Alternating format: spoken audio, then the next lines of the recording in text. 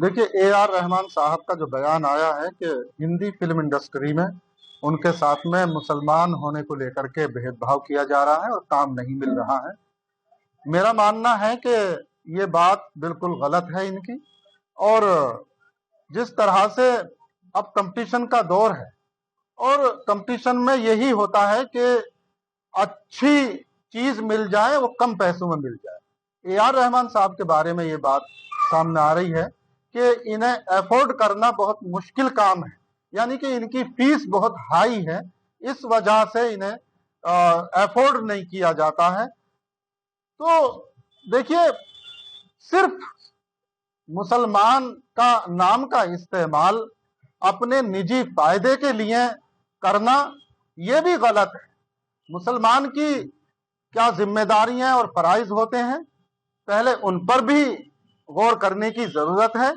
A R Rahman साहब को इस तरह का बयान नहीं देना चाहिए, क्योंकि उनकी फीस इतनी हाई है, तो इस वजह से उन्हें काम नहीं मिल रहा है। वो भेदभाव की बात ना करें। देखिए, ये पूरे देश के लिए बड़ी शर्म की बात है कि एक देश का नाम पूरी दुनिया के हर प्लेटफॉर्म पर परफॉर्म करके और कई लैंग्वेजेस में उन्होंने जो है परफॉर्मेंस दी है और ऑस्कर लेकर आए, बाफ्टा लेकर आए, बहुत सारे गोल्डन अवार्ड, दुनिया भर की जो जितने भी अवार्ड थे उन्होंने देश के नाम किए।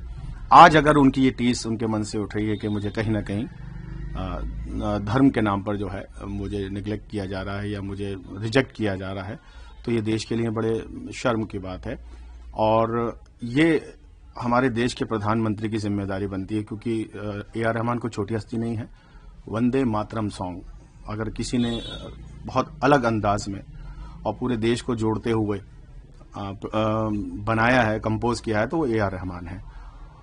तो ऐसे व्यक्ति जिन्होंने कभी खुद धर्म को अपने आड़े आने नहीं दिया और जिस तरह के जो नैरेटिव चलते हैं उन सब के ऊपर उठकर उन्होंने देश के लिए काम किया, बहुत बड़ी बड़ी फिल्में देश को दी हैं।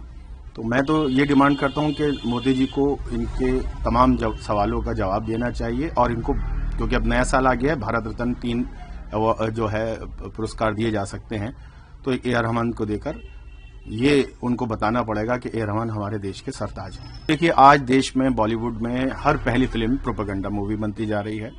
एक पर्टिकुलर कम्युनिटी को एक विलन के रूप में दिखाया जा रहा है, चाहे वो इतिहास की बात करें, वर्तमान की बात करें। अभी मैं सुन रहा था हमारे त्रिवेदी साहब जो प्रवक्ता हैं भारतीय जनता पार्टी सत्तापक्ष पार्टी के, उनका ये कहना है कि 50 साल तक देश में जो है विलन का रूप अगर दिखाते तो किसी तिलकधारी को दिखाया जाता था। डोभाल साहब कह रहे हैं कि बदला लेने का समय है। बताइए, देश के जो एनएसए हैं जिनका काम है देश में सुरक्षा शांति को बनाए रखना, वो अशांति की बात कर रहे हैं, तो ये किस तरह के संदेश जा रहे हैं। आज हर पहली फिल्म जो है प्रोपेगेंडा है, उसमें एक खास कम्युनिटी को विलन के रूप में, आतंकवादी के रूप में। तो मेरा सवाल ये है कि ये फिल्में पूरे विश्व में अलग अलग भाषाओं में, क्योंकि आजकल टेक्नोलॉजी है तो सभी डब करके इसको दिखाते हैं अपने अपने देश में। जैसे दंगल चीन में सुपरहिट हुई थी और शाहरुख खान पूरी दुनिया में एक ब्रांड है इंडिया का। आज इंडिया को अगर जानते हैं तो वो बोलते हैं शाहरुख खान, तो ये उनका एक स्टेटमेंट होता है।